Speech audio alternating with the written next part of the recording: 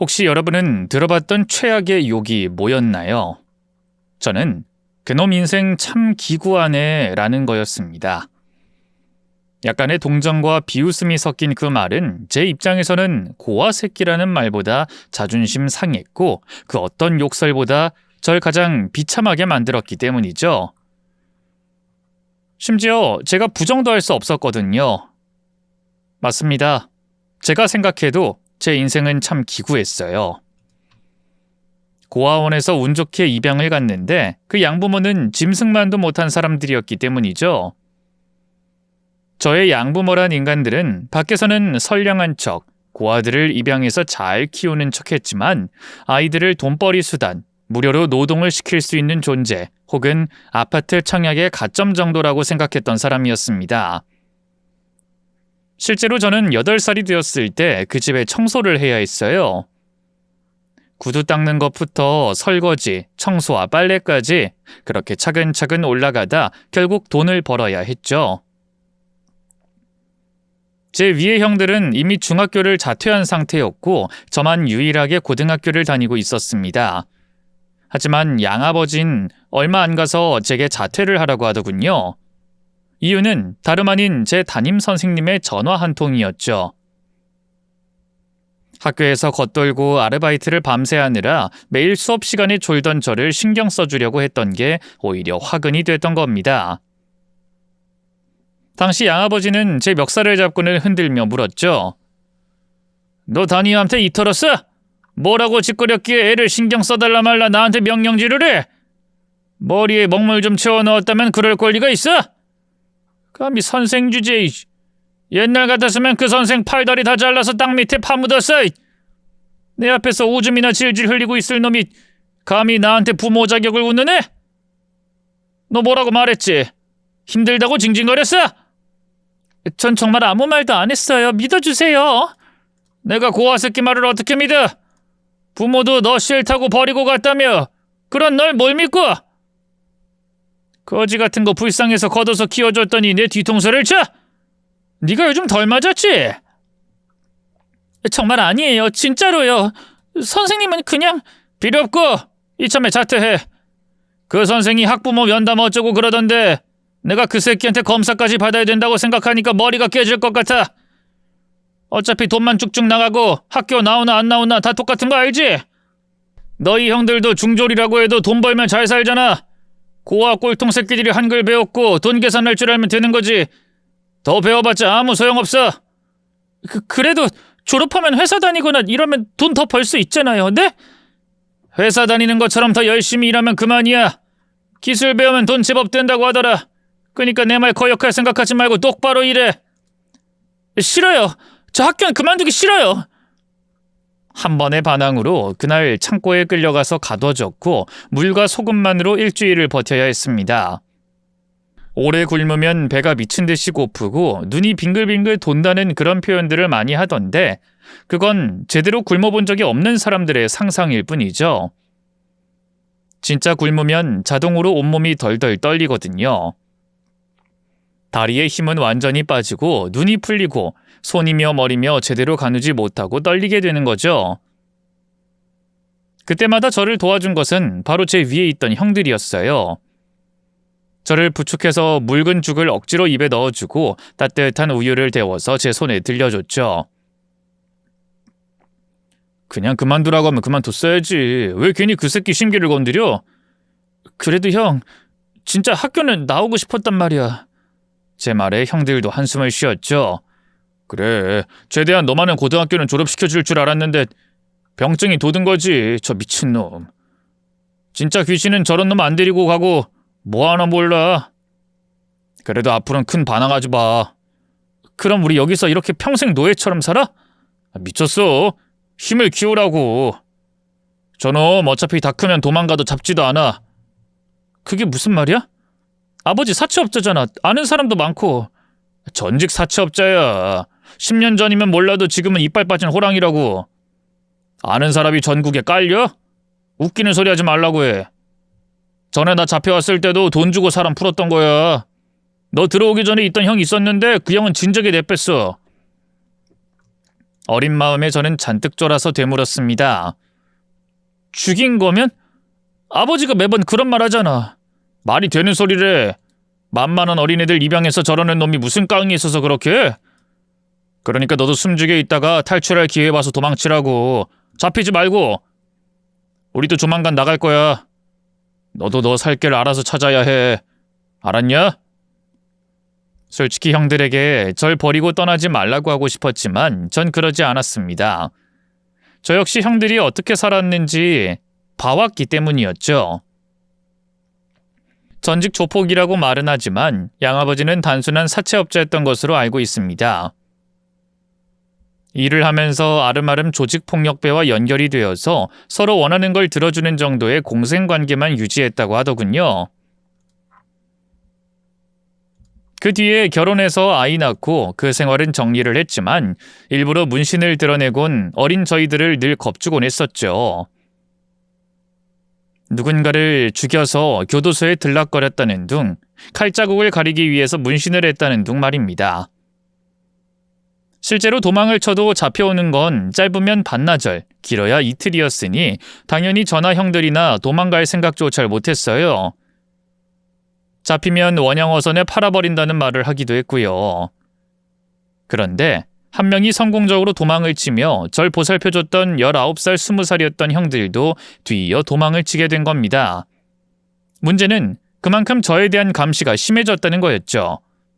하루는 양아버지의 친아들이었던 동생이 설거지하는 제 앞에서 빈정거리며 말하더군요. 빡빡 잘 닦아. 혹시라도 더러우면 넌 그땐 끝이야. 우리 아빠 진짜 화났거든? 만약 너도 도망가면 그땐 진짜 팔아버릴 거라고 했으니까 잘하란 말이야. 너 아니고 형. 이 거지 새끼가 뭐래? 너랑 나랑 피 한 방울 안 섞였는데 뭐가 형이야? 우리 아빠가 그랬거든? 넌 그냥 불쌍한 고아 새끼라고? 너 부모가 직접 버렸다고 하던데 맞아? 그러니까 어차피 갈 곳도 없을 거니까 나한테나 우리 아빠한테 형 대접, 아들 대접 받을 생각 말고 주인님처럼 모셔야지. 주인님 해봐. 아니다. 나한텐 도련님 이렇게 불러주던가. 괜히 시비 걸지 말고 가. 일하는 거 안 보여? 아이고 무서워라. 무서워서 온몸이 덜덜 떨린다. 근본도 없는 게.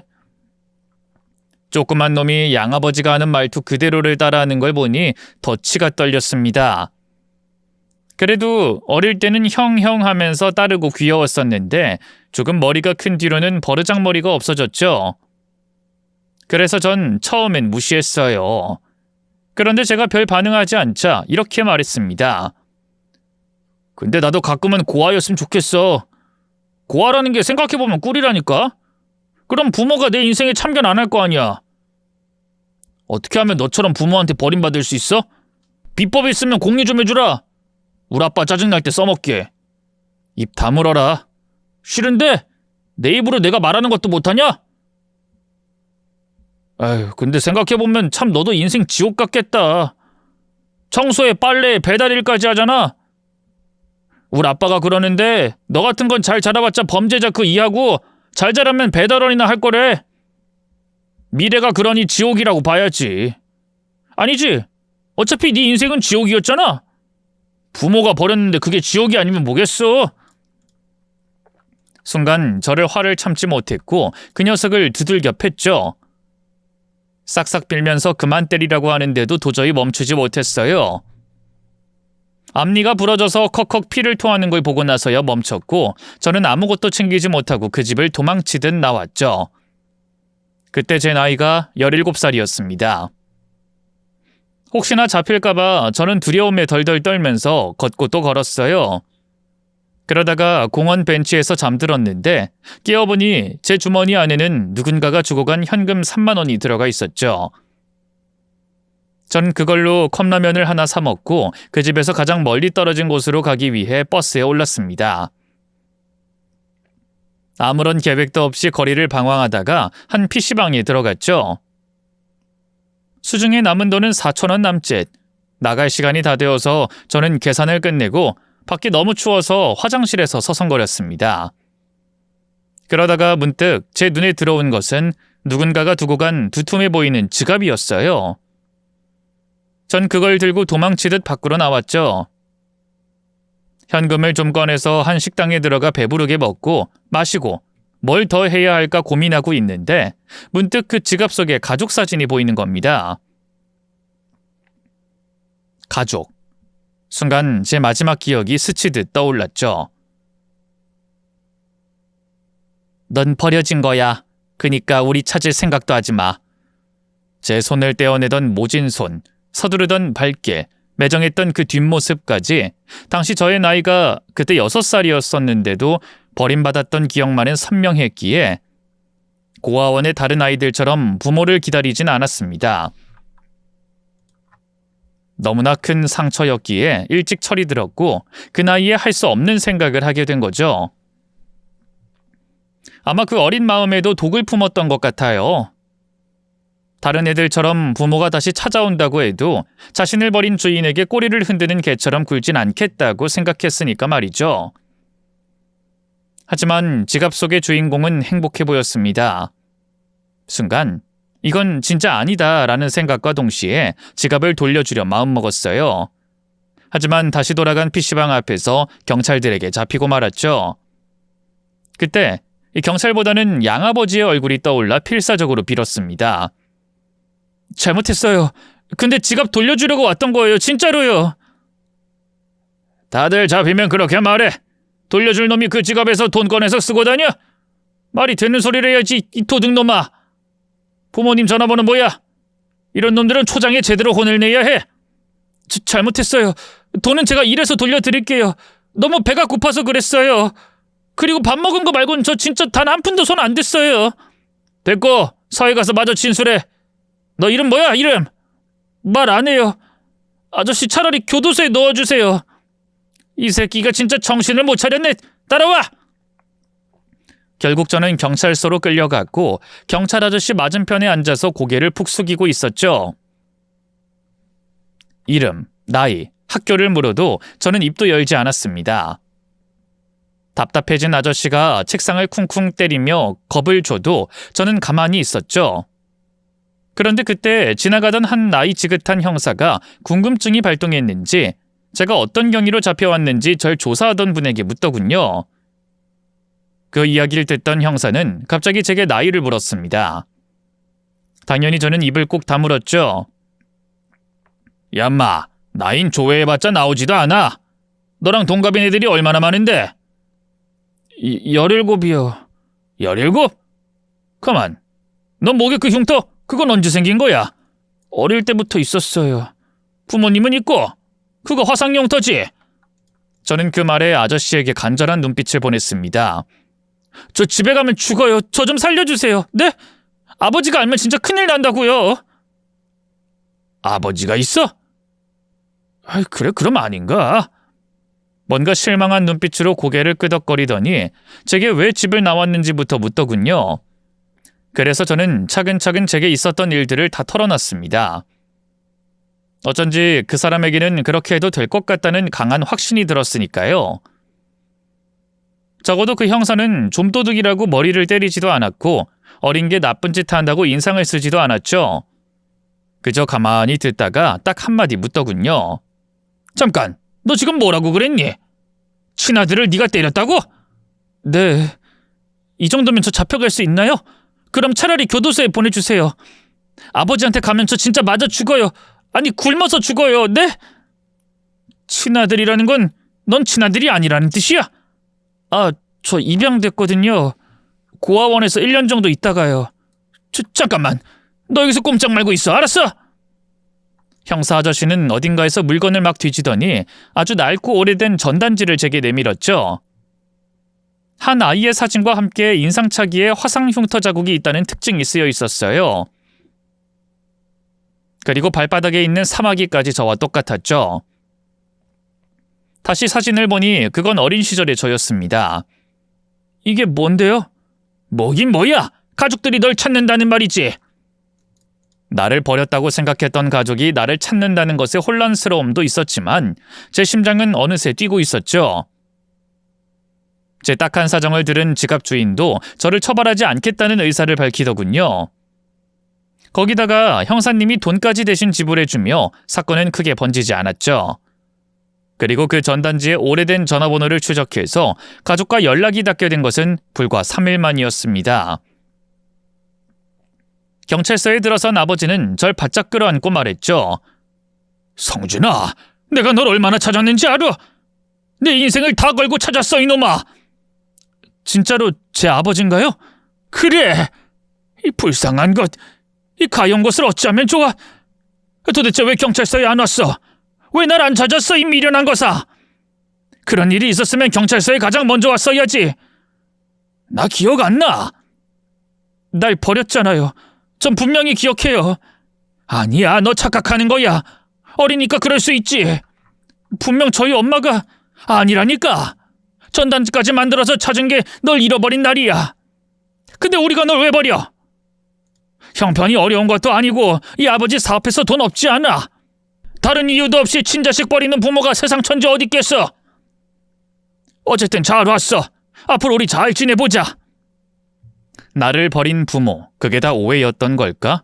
아니, 전 오해라고 생각은 안 했어요. 제 기억은 분명했으니까 말이죠. 하지만 머리와는 다르게 저도 모르게 약간의 기대와 희망을 품게 됐습니다. 즉, 때리고 학대를 당해도 주인이 나타나면 그저 좋다는 개새끼처럼 꼬리를 흔들었던 거죠. 하지만 앞서 말했던 것처럼 제 인생은 기구했어요. 날 입양한 부모도 끔찍했었지만 친부모를 찾았다고 제 인생이 바뀌지도 않았습니다. 이미 저를 낳고 버렸던 어머니는 죽었고 그 자리에는 계모와 난생 처음 보는 남동생이 자리하고 있더군요. 심지어 둘은 저를 끔찍하게 싫어했습니다. 또한 아버지는 대외적으로 보여지는 것에만 신경 쓸 뿐 그런 것들이 뭘 하든 딱히 신경 쓰지 않았죠. 특히나 계모는 제가 집에 온 첫날부터 난리였습니다. 제가 듣든 말든 큰 소리로 아버지와 다투시더군요. 여보, 진짜 미쳤어? 저기 어디서 뭘 하고 있었는지 알고 여길 데리고 와? 차라리 길을 떠돌던 고양이나 개새끼를 데리고 오든가. 걔들은 시켜놓으면 귀엽기라도 하지. 갑자기 애? 심지어 목소리 걸걸한 다 큰 애를? 내가 무슨 죄를 지었길 다른 연애까지 봐야 해? 아이, 그럼 경찰에서 연락이 왔고 아직 학생인데 어쩌라고? 뭐 싫다고 해? 내 새끼는 맞고 내가 찾은 것도 맞지만 이제 와서 못 키운다고 하라고? 내 사회적 체면이 있는데 그건 아니지. 사회적 체면? 당신 아들은 안 중해? 우리 아들 민준이 마음은 생각도 안 해? 갑자기 형이란 존재가 나타나서 애가 혼란스러워할 거란 생각은 안 해? 지금 한참 사춘기인데.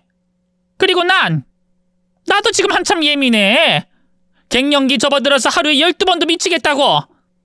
아이, 사춘기고 갱년기고 이미 엎질러진 물이고 집에 데리고 왔잖아. 쟤도 내 아들이야. 내 친자식을 그냥 둬? 말이 되는 소리를 해야지.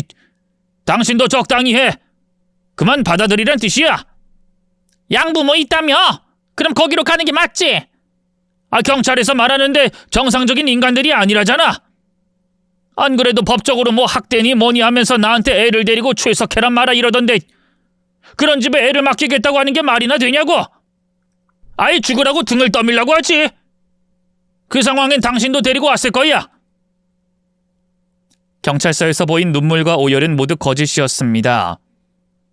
몇 달 후에 양부모님이 처벌을 받을 때에도 제가 증인으로 나섰을 때도 아버지는 관심조차 없었어요. 보통의 부모라면 가슴 아파서 오열을 했어야 했지만 아버진 바쁘다면서 절 내려주고 떠나기 바빴죠.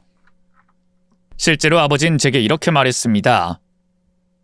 솔직히 나 널 찾은 것도 사실이고 그리워했던 것도 맞아. 하지만 그간 세월이 너무 많이 지났고 넌 더는 어리다고 볼 순 없는 나이 아니니. 그러니 딱 적당히 난 너한테 부모로서 해야 할 역할 정도만 해줄 수 있을 것 같다. 역할이요? 그래. 널 가르치고 배우게 하는 거 딱 그 정도만 내가 도울 거야. 더도 말고 덜도 말고 딱 거기까지만 함께 갔으면 해. 나도 새로운 가정 꾸려서 너한테 더 많이 신경을 쓸 수도 없는 노릇이니까 너무 서운해하지 마라. 이미 지나간 세월을 탓해. 서운하지 않았다면 거짓말이었을 겁니다. 보통 드라마에서는 다시 재회한 자식에게 못다 해준 사랑을 주려고 노력하는 부모가 많았으니까요. 하지만 제 인생은 드라마 속의 주인공이 아니라 마치 악당의 탄생 비화에 가까웠죠. 심지어 계모는 제게 경고를 하더군요. 너 경고하는데 앞으로는 우리 식사할 때 기웃거리지 마. 아버지가 나오라고 해서 나간 거고 기웃거린 거 아닌데요? 어머, 얘 말하는 것 좀 봐. 더러운 뒷골목에서 자라서 그런지 눈빛부터가 아주 범죄자 저리 가라네. 어른이 하지 말라면 내 대답하는 거 못 배웠니? 고등학교 중퇴라더니 배움이 짧아서 그래? 그리고 누가 네 아버지야? 감히 너 따위가... 아줌마가 신경 쓸 부분 아니잖아요. 그럼 아버지를 아버지라고 부르지. 순간 저는 계모에게 뺨을 맞았습니다. 자신이 때리고도 맞은 것처럼 인상을 쓰더군요. 더럽고 불결해. 너 같은 건 병균이야.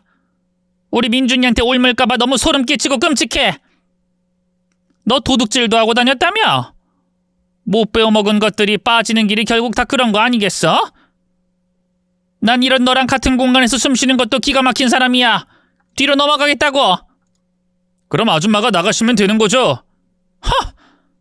뭘 믿고 까부는지 충분히 알겠는데 핏줄이라고 너무 믿지 마. 널 찾는 전단지가 왜 그렇게 오래됐겠니? 너에 대한 마음은 이미 10년 전에 끝났다는 말이야. 그러니까 조금이라도 나나 우리 아들한테 함부로 하면 넌 그날로 다시 길거리에 나앉는 거고. 그게 네 처지라는 거 명심하라는 뜻이란다. 바람 앞에 등불 신세라고 무슨 뜻인지 알긴 하지? 머리가 멍청하면 눈치라도 있어야 거지도 빌어먹고 산다는 뜻이란다, 아가야. 보통 아이 같았다면 이미 뺨을 맞고 울고불고 난리가 났을 겁니다. 하지만 저는 면역이 있었죠. 두드려 맞고 굶기까지 했던 과거를 떠올리면 그 정도는 별것도 아니었어요. 무엇보다 계모는 제게 명확한 현실을 깨우쳐줬죠. 이 집은 그저 스쳐 지나가는 곳이라는 걸 말입니다. 그래서 저는 악착같이 공부에 매달렸어요. 고등학교를 검정고시로 졸업하고 대학 입학을 하기 위한 준비까지 시작했죠. 허락을 받는 것은 그리 어렵지 않았습니다. 대외적으로 보여주기 좋아하는 아버지를 위해서 쪽팔리지 않을 정도의 성적으로 보답했으니까요. 제가 대학에 합격하자 아버지는 이리저리 저를 데리고 다니면서 사람들에게 절 소개했습니다. 이 녀석이 제가 잃어버린 아들이에요. 얼마나 힘들게 살았는지 매번 얘 손만 보면 눈물이... 그런데도 이렇게 절 닮아서 머리가 좋아 혼자 독학으로 공부를 했고 무려 성균관대에 입학을 했지 뭡니까? 서울대만큼은 아니라도 다 알아주는 그런 대학이잖아요. 어머, 성균관대라니 정말 대단하네요. 진짜 자랑스러우시겠어요. 심지어 독학? 좀만 더 노력하면 서울대도 거뜬했을 텐데 그게 좀 아쉽네요. 의사나 판검사 노려볼 수도 있었을걸. 아이, 저도 그러라고 했죠. 지원도 아끼지 않겠다고 딱 말을 했고요. 아이, 근데 죽어도 본인 힘으로만 하고 싶다, 뭐 재수도 하고 싶지 않다더라고요. 그저 죽자 살자 방에서 혼자 교과서만 보고 그 대학 문턱을 넘었던 거고요. 어쩜 이렇게 속이 깊은지. 웃기는 소리였습니다. 저는 학원을 다녔어요. 심지어 재수를 했고 힘들게 그 대학을 들어갔던 거였죠. 물론 안 좋은 머리로 거기까지 가는 것에 엄청난 노력을 했던 것은 사실이었습니다. 하지만 아버지는 자신이 남들에게 자랑할 안주거리가 필요했던 거였죠. 기억하기 싫던 제 과거를 모르는 사람들에게 떠벌렸고 다정한 부자 행세를 하길 원했습니다. 문제는 아버지의 행동이 계모의 경계심을 더 키웠다는 거였죠. 너 어릴 때 기억은 좀 난다며? 너희 엄마가 너 버린 기억? 또 무슨 소리를 하고 싶으신 건데요, 아줌마? 말끝마다 아줌마 소리. 어쩜 그렇게 너희 엄마랑 똑같니? 자식 새끼 버릴 정도로 독한 년이었으니 너 같은 아들 낳는 모양이네. 핏줄이란 게 이렇게 무섭다니까? 아줌마도 그렇게 독하신 걸 보면 자식이 어떻게 자랄지 뻔하네요. 하! 그래, 이제 대학 들어가서 머리 좀 컸다 이거지? 야, 내가 독해도 너희 엄마보다 더 독하겠니? 난 그래도 내 자식은 안 버렸어. 아무리 너 따위가 날 욕해도 그 사실만은 절대로 안 바뀌지. 그러니까 내 남편한테 개새끼처럼 꼬리 좀 그만 흔들고 다 컸으면 좀 나가줄래? 나가는 건 제 맘이죠. 아버지가 지원 약속했으니까. 콩고물이라도 떨어질 거라고 기대하지 마. 너 같은 놈 그냥 신기한 거야. 그 구정물에서 자라서 아득바득 올라온 걸 보고 잠깐 가엾고 대견해서 데리고 다니는 거라고. TV에서도 가난파리 하는 것들이 가득하잖아. 라면으로 새끼를 먹는다는 등 병든 노모를 돌본다는 등 사람들은 그런 걸 보면서 저러고도 사내하고 신기해서 보는 거거든. 잠깐 가여워 돕는 사람도 있겠지만 결국은 채널 돌리면 까맣게 있는 게 사람들이야. 너도 아버지한테 그런 존재고. 순간 저도 욱해서 계모에게 이를 갈며 대꾸했습니다. 아줌마 조심해요. 나 도둑질만 한 거 아니야. 내 양부모가 애지중지하던 아들 하나 앞니를 몽땅 뽑고 가출했던 거거든요. 그러니까 민준이 어린 나이에 임플란트 해주고 싶은 게 아니면 나 건드리지 말고 그냥 두라고. 나가도 내가 알아서 나갈 테니까. 야! 이 망할! 빌어먹을 거지 새끼요? 아줌만 욕을 좀 배우셔야겠다. 독창성이 좀 떨어지는 것 같아요. 계모는 제가 협박이 통하지 않으니 결국 드러누워서 아버지에게 시위를 하더군요. 여기에 더해서 그간 잠자코 있던 민준이도 동참했죠. 제가 무슨 범죄자라도 되는 듯 무섭다고 울고불고 쇼를 했습니다. 당연히 적당한 중재를 해줄 거라고 생각했던 아버지였지만 결국은 그 사람들을 감싸고 돌더군요. 제게 남은 대학 학비와 작은 오피스텔을 하나 매매해 주었던 거죠. 당연히 그것조차 아까웠던 계모는 난리를 부렸지만 결국은 합의를 받습니다. 이거 받고 떨어져 나가는 거야. 너한테 솔직히 그 정도도 엄청나게 선심 쓴 거라고. 나중에 다시 돌아와서 울고불고 돈 달라고 하면 그땐 너 내가 진짜 가만 안 둘 거야. 알았니? 네 양부모라도 찾아가서 너 도로 데리고 가라고 할 줄 알아. 이해했어? 민준이 역시 절 노려보면서 말했죠. 거지 새끼. 결국은 뜯어가네. 앞으로 우리 가족들 앞에 나타나지 마. 알았냐? 그게 그들과는 마지막이었습니다. 아버지는 아쉬운 척 연기를 하긴 했지만 그 뒤로 제게 연락 한 통 하지 않았죠. 오히려 저는 그게 더 편했고요. 그렇게 혼자 대학 졸업하고 취업하고 악착같이 돈을 모아 지금의 아내와 35살의 나이에 결혼까지 했습니다. 장모님과 장인어른도 몹시 좋은 분이었기에 제 생애 첫 번째 축복이었고요. 물론 이따금 헛헛한 마음이 드는 것도 사실이었습니다. 그런데 결혼 1주년이 지났을 때 아버지에게서 연락이 오게 된 거죠. 절대로 전화를 받지 않으려고 했지만 온전히 저를 위해서 이혼을 했다는 문자에 결국 찾아뵙게 되었습니다. 이전과는 너무나 다르게 약해지고 늙어버린 아버지는 제게 무릎을 꿇더군요. 미안하다 아들아. 네가 떠난 뒤에 나도 뒤늦게 알았어.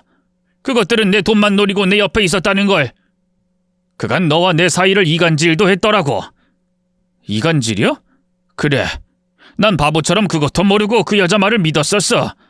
그래서 너한테 온전히 정을 쏟을 수가 없었지. 매일 돈 달라고 하고 나쁜 친구들이랑 어울린다는 말도 들었단다. 네가 대학에 합격했을 때 그 말이 어쩜 사실이 아닐지도 모르겠다 생각했지만 그간 너무 많은 오해가 쌓였었어. 그 사람이랑 민준이가 입을 모아 너에 대해서 안 좋은 말만 했으니까. 아무리 그래도 한 번쯤은 물어보실 수 있잖아요. 나도 지금 와서 그 사람들을 탓하고 내 잘못이 아니라고 말할 생각은 없어. 하지만 널 위해서 난 이혼했다. 이 나이에 이혼한다는 게 어디 쉬운 일이니? 내 자신도 거의 다 넘겼고 오로지 너 하나 되찾겠다고 내 나름 희생을 했던 거야. 그러니 한 번만 봐다오, 응? 하지만 너무 늦었다는 생각이 드는데요. 내가 평생 속죄할 기회, 아니 남은 인생 다 걸고 너 하나를 위해 살 기회라도 줄 수 없겠니? 네가 싫다면 다신 염치 없게 용서는 바라지 않으마. 그저 내 잘못, 내가 죽기 전에 성준이 너한테만 아빠 노릇 제대로 할 수 있게 해줘. 난 그거면 된다. 고작 말 한마디가 뭐라고 저는 또 흔들렸습니다. 진심이 아닐 거라고 뭔가 바라는 게 있겠다는 생각을 하면서도 바보처럼 꼬리를 흔들고 있었던 거죠. 아버지는 진짜로 이전과는 확연히 달랐어요. 남들 앞에서만 제게 잘하고 저를 자랑스러워하는 그런 모습은 전혀 없었죠. 저를 위해서 식사를 만들어주고 제 옷을 사와서는 선물로 내밀며 쑥스러워하기까지 했으니까요. 물론 바로 그 마음을 받아들인 것은 아니었습니다. 저는 일부러 더 툴툴거렸거든요. 하루는 그런 제 모습을 본 아내가 이렇게 말했죠. 어린 시절에 내가 교통사고로 크게 다친 적이 있었어. 뼈가 부러지고 갈비뼈도 몇 대 나가서 꼼짝도 못하고 누워있는데 진짜 너무 많이 아픈 거야. 세상에 이런 고통이 존재한다는 걸 처음 알았던 거지. 근데 지나고 나니까 그게 큰 아픔처럼은 안 느껴지더라고. 지금 그게 무슨 뜻이야? 내가 받은 상처도 나중엔 아무것도 아니라고 말하고 싶은 거야? 아니, 겉으로 난 상처는 그렇다는 거야. 하지만 마음의 상처는 다르지. 지나고 나도 마음이 계속 아픈 거면 그게 진짜 아픈 거라고 생각해. 근데 내가 하고 싶은 말은 그거야. 아무래도 아픈 상처 때문에 힘든데 거기에 후회까진 더하지 말라고. 상처도 마음에 남아서 가끔 쿡쿡 쑤시는데 후회도 그렇거든. 그니까 여보, 마음이 가면 그냥 받아들여, 응? 마음의 상처에 후회까지 더할 필요는 없다는 아내의 말에 저는 결국 인정해야 했습니다. 제가 부모님의 사랑에 목말랐다는 걸 말이에요. 그날부터 아버지에게 마음을 열었고 조금씩 함께 있는 시간을 늘렸죠. 아내 역시도 저희 집을 오가면서 아버지를 챙겼고요. 그렇게 아버지와 다시 연락이 닿은 지 6개월 정도 지났을 무렵이었습니다. 주말에 저희 집에 다녀온 아내가 아버지의 건강 상태를 걱정하며 제게 말을 했죠. 아버님 말이야, 팔다리도 좀 부어있는 것 같고 입맛도 점점 떨어지셔서 걱정이야. 병원에 좀 가자고 해도 한사코 당신 걱정한다고 가지 않으시겠다고 하더라고. 근데 그것보다 걱정되는 건 몸에 멍이 있어. 꼭 누구한테 맞은 것처럼. 뭐? 아버지가 누구한테 맞아? 그냥 잠깐 다친 거 아니야? 왜 여기저기 부딪혀서 나도 모르게 멍 생기는 경우 있고 나도 가끔 그래. 그거 아니냐고. 아니야. 위치가 매번 바뀌고 팔 안쪽은 그런 식으로 다치지 않잖아. 정말 이상하다니까? 그래? 그럼 내가 한번 알아봐야겠네. 혹시 무슨 일이 있는데도 나한테 말을 안 하는 건가? 아니, 왜 말을 안 해? 진짜 요즘엔 더 답답해. 내가 같이 제대로 살아봤어야 알지. 부모님들 나이 들면 그러셔. 우리 어릴 때 다치면 병원 갈까, 이빨 아프다고 하면 치과 갈까봐 숨기는 것처럼. 우리 엄마랑 아빠도 가끔 그래. 그냥 꽁꽁 숨기고 말도 안 하고. 물론 무서워서가 아니라 자식들 걱정하는 게 싫은 거지만 어떨 땐 아이같이 구신다니까? 부모의 마음이란 그런 걸까 걱정이 되면서도 한편으로는 기분이 나쁘지 않았습니다. 오로지 자식을 위해서 아픈 것도 감추고 있는 거라면 그게 사랑의 또 다른 표현은 아닐까 하는 마음이었죠. 그래서 저와 아내는 수시로 아버지의 집에 찾아가기로 했습니다. 저는 일을 하는 관계로 자주 갈 수는 없었지만 아내가 대신 더 신경 써주겠다고 했죠. 그런데 그렇게 말하고 2주가 채 지나지 않았을 때였습니다. 아내가 다급하게 제게 연락을 해왔어요. 여보, 아버님 외출하고 계셔. 그게 급한 일이야? 그것 때문에 전화를 이렇게 많이 했다고? 아니, 내가 전화를 하니까 집이라고 하시는 거야. 잠을 잘 거라고. 근데 나가시잖아. 이상한 거 못 느끼겠어? 아무래도 우리한테 뭔가 숨기고 계신 것 같아. 당신이 와줘, 응? 알았어. 일단 반차 내서 최대한 빨리 갈 테니까 택시로 당신이 뒤 좀 밟아줄래? 너무 무리하게 쫓지 말고. 1시간 후에나 병원 앞에서 기다리던 아내와 만날 수 있었습니다.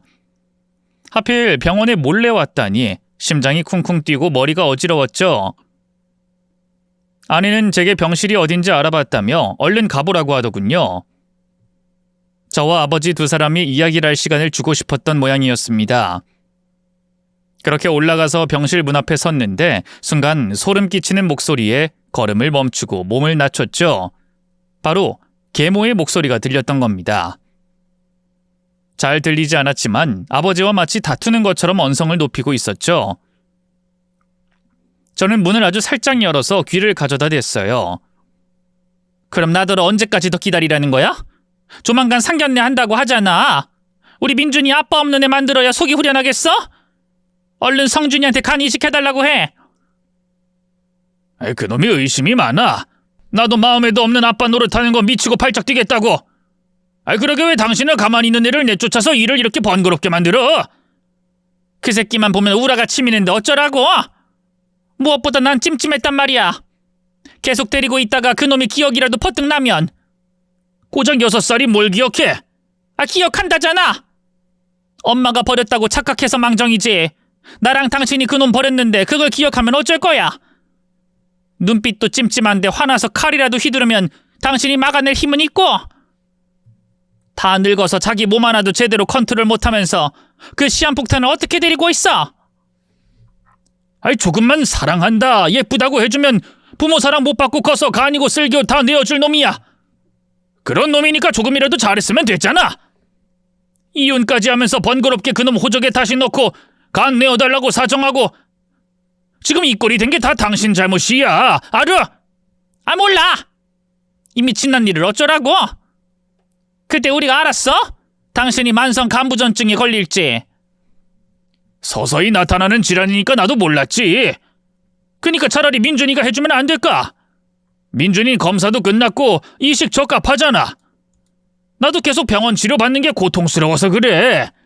몸에 멍도 자꾸 들고 부종이 심해서 몸이 팅팅 부었다고. 그러니까 민준이도 해주고 싶은 마음이야 크지? 알잖아, 걔가 당신한테 지극정성인 거. 근데 성준이 그 놈이야 어차피 기구하게 살아온 놈이고 독종이라서 가난 하나 없어도 잘 살겠지만 온실 속 화초처럼 자란 우리 아들은 달라. 더구나 결혼 앞두고 있는 애한테 수술은 부담스러울 거고. 눈앞에 대체할 수단이 있는데 왜 굳이 민준이 간을 달래? 일단 여보, 차라리 그러지 말고 당신 재산이라도 내 이름으로 바꾸자. 아니면 원룸 건물이라도, 응? 나 불안해서 그래. 또 그 이야기야? 그건 안 될 일이라고 몇 번을 말해. 여보, 나 못 믿어? 어쩜 이렇게 한평생을 산 여자를 못 믿어? 그럼 너라면 믿겠어? 너나 멀쩡히 안에 있는 거 알면서도 접근한 게 당신이란 여자야.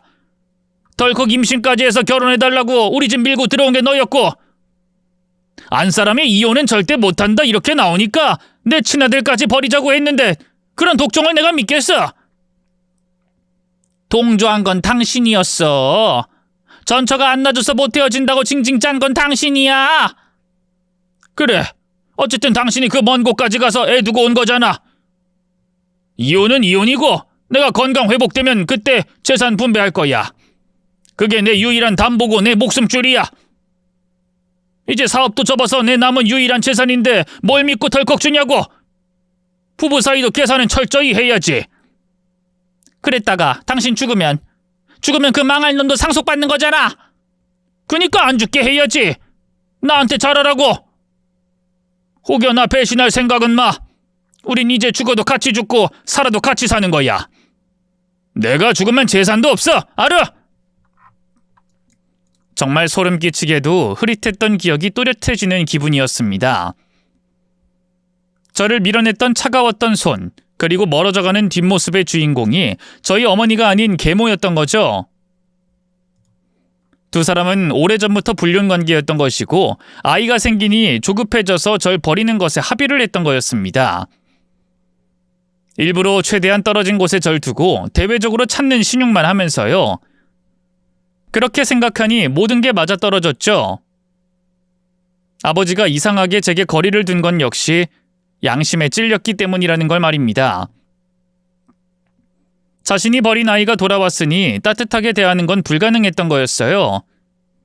그러다가 자신이 병에 걸리자 제가 대안으로 떠오른 거였죠.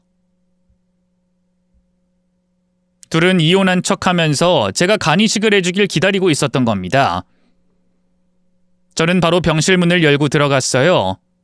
그때 두 사람의 표정이란 마치 저승사자를 마주한 것 같았죠.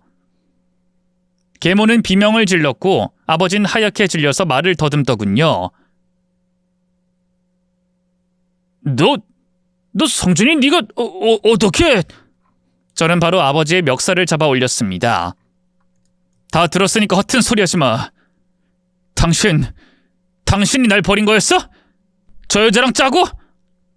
내 기억 속에 있던 여자가 저 여자였구나. 진짜 어쩜 이렇게 쓰레기 같을 수가 있어? 성준아, 아빠는... 아빠! 당신이 아빠란 말할 자격은 있어? 성준아, 오해가 있었던 것 같은데. 맘 같아선 씹어 죽이고 싶지만 됐어. 애초에 그럴 가치도 없으니까.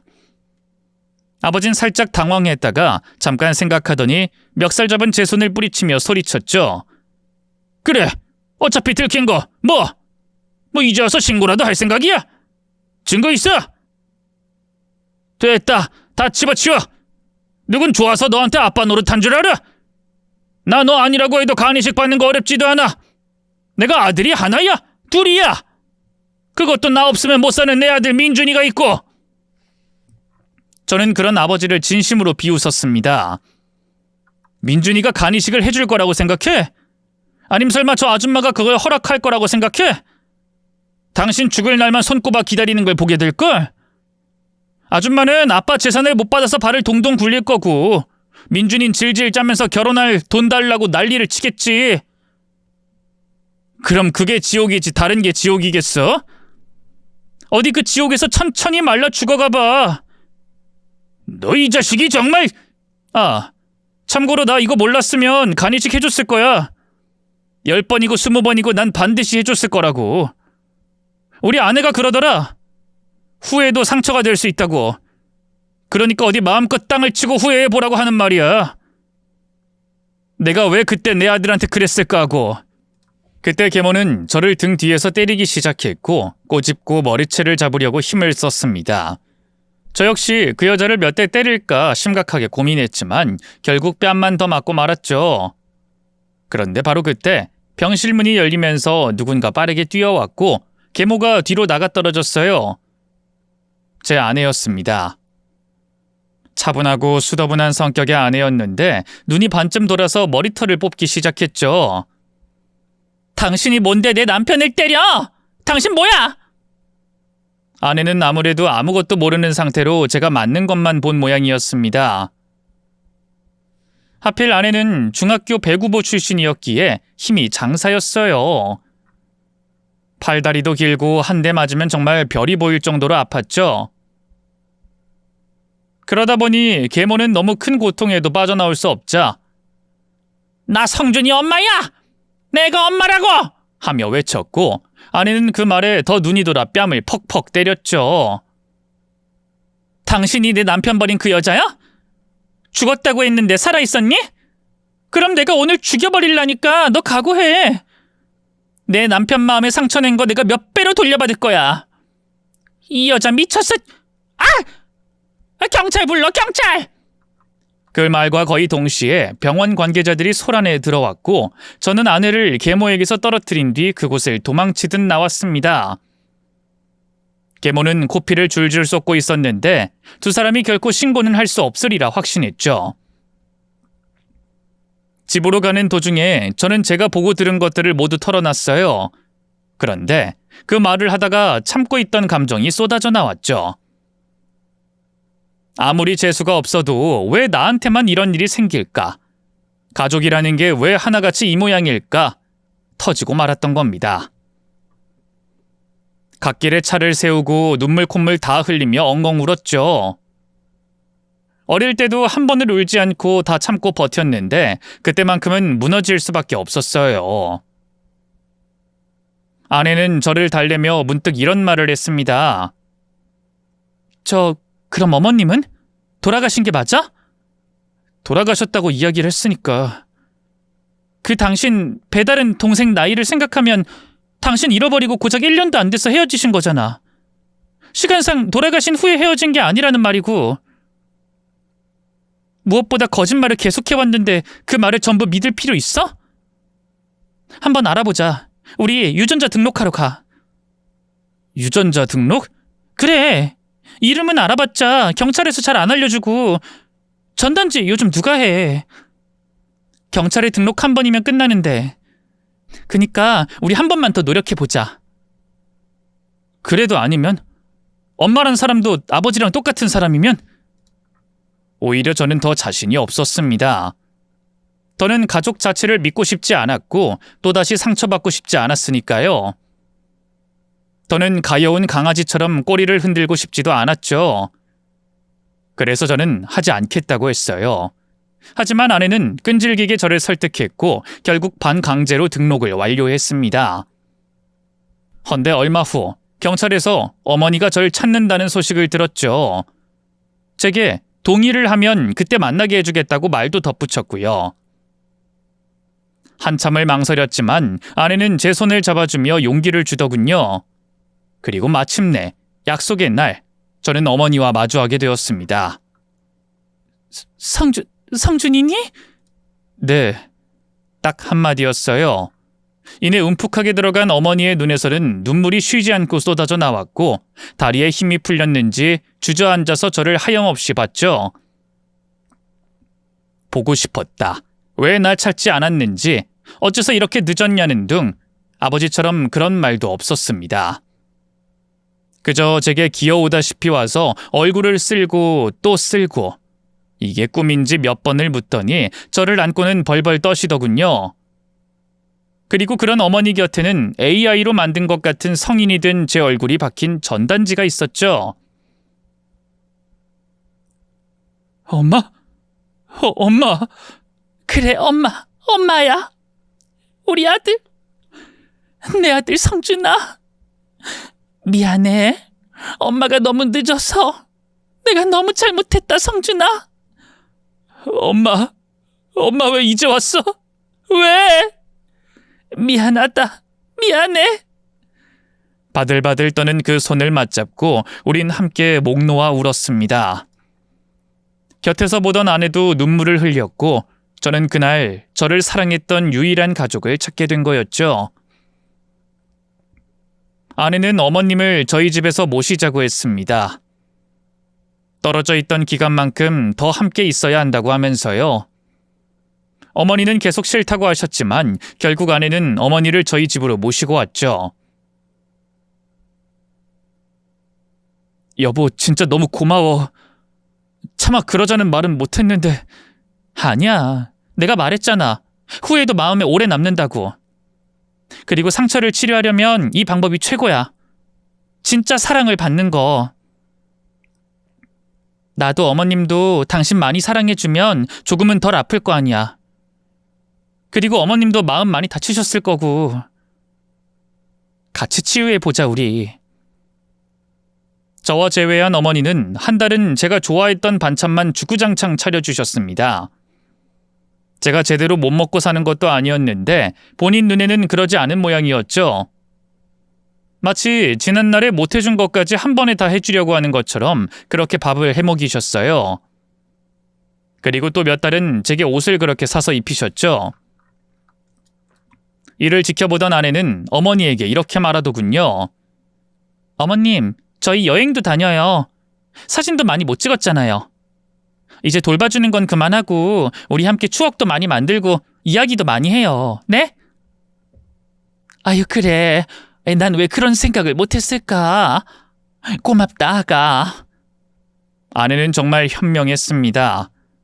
자식에게 사랑을 주지 못해 아픈 내 어머니와 사랑받지 못해서 아픈 저를 이끌고 함께할 수 있는 여유와 시간을 줬으니까요. 우린 그렇게 점점 가까워졌고 조금씩 마음의 병이 나아가고 있었습니다. 그러던 어느 날이었어요. 생각하지도 못한 사람들이 제 회사 앞에 나타났죠. 계모와 계모의 아들이었습니다. 아버지가 얼마 전에 돌아가셨는데 생전 제게 증여한 건물이 있다고 하며 대뜸 저를 고소하겠다고 하더군요. 저는 그 말을 듣고 웃음이 터졌죠. 결국 간이씨가 안 했구나. 아줌마 진짜 대단하네. 아들 사랑이 아주 나이스해요. 그래, 안 했다. 그런다고 너한테 원룸 건물을 홀랑 넘기고 나머진 그냥 기부를 해? 미친 영감탱이가 아무리 그래도 평생을 키울 아들한테 어쩜 이래? 그래서 날 고소한다고요? 나 말고 죽은 아빠한테 가서 따지지. 아, 지옥에 가서요. 오냐, 아주 입은 걸레를 물었구나. 아주 근본이 썩었어. 어차피 그냥은 안 줄 줄 알았어. 너 두고 봐. 우리가 반드시 받아낼 거니까. 그 인간들은 유류분 반환 청구 소송을 걸었습니다. 보통은 이런 경우 대부분 돈을 나눠야 한다고 했죠. 죽은 사람의 의지? 이런 것은 아무 소용도 없었고요. 그런데 소송을 대비하면서 알아본 결과 제가 받은 건물보다 그간 민준이가 받은 재산이 유류분을 넘어섰다는 걸 알게 되었습니다. 쉽게 설명해서 민준이가 아버지가 살아생전에 사업자금이니 빚 갚는 돈 등으로 이미 10억이 훨씬 넘는 금전적 지원을 받았기 때문에 유류분 청구를 받아주지 않은 거죠. 왜냐하면 법에서는 이렇게 생전에 부모에게 받은 큰 돈을 특별히 미리 받은 상속으로 보고 상속 계산에 포함시키기 때문에 이미 더 받았다고 판단되는 쪽은 오히려 불리해지는 거예요. 즉, 두 자식이 받는 금액을 전체적으로 비교했을 때 먼저 많이 받은 쪽은 내 몫을 못 받았다고 주장할 수 없는 거죠. 결국 소송은 기각됐고 제게서 한 푼도 가져갈 수 없었던 겁니다. 뒤늦게 계모란 그 아들은 그 소식에 엉엉 울면서 제게 울고 빌었지만 당연히 전 그들에게 한 푼도 주지 않았죠. 심지어 계모는 제 아내에게 두들겨 맞은 기억 때문에 아내 근처론 오지도 못했고요. 갑자기 증여한 건물의 주인이 된다니 아버지가 죽기 직전 왜 마음이 바뀌었는진 도통 짐작할 순 없지만 아내는 그건 역시 이렇게 말했죠. 후회하셨을 거야. 아주 많이.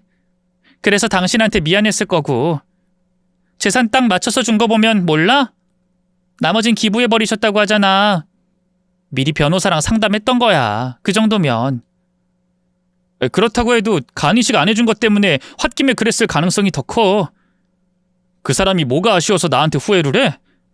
나 따윈 필요 없다고 큰 소리 치던 양반이.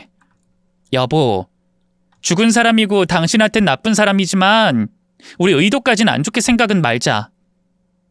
난 이건 역시도 당신한테 아픔이 되길 원하진 않거든. 어차피 죽은 사람 의도는 산 사람들이 해석하기에 따라서 달라지는 거 아니야? 그니까 아버님이 뒤늦게 후회했다. 우린 그렇게 생각하자. 당신에게 미안해했고 죽기 전에 뭐라도 하나 주고 싶었다고 그렇게 생각해. 어머니 역시도 아내의 말이 100번 옳다고 하고 전 이내 웃으며 대답을 해야 했어요. 알았어. 후회 많이 하셨던 모양이네. 나 같은 좋은 아들 놓쳐서. 빌어먹을 정도로 기구한 삶. 그게 제가 살아온 인생이었습니다. 하지만 지금 저는 현명한 아내와 저를 사랑해주는 어머니와 함께 있으면서 생각을 조금씩 바꾸고 있어요. 바닥을 기어봤기에 지금의 제가 성공할 수 있었고 불행을 겪었기에 작은 것에도 행복할 줄 아는 사람이 되었노라. 이제는 이렇게 말할 수 있게 된 겁니다. 어떤가요? 저 제법 잘 극복해 나가고 있는 것 같나요? 이제야 제 마음에도 조금은 시원한 바람이 부는 기분이 듭니다. 지금까지 제 이야기 끝까지 함께 해주셔서 감사합니다. 다른 분들도 오늘만큼은 피부로 느껴지는 따뜻한 햇살, 머리카락 사이로 파고드는 기분 좋은 바람에도 행복함을 충만하게 느낄 수 있었으면 좋겠네요.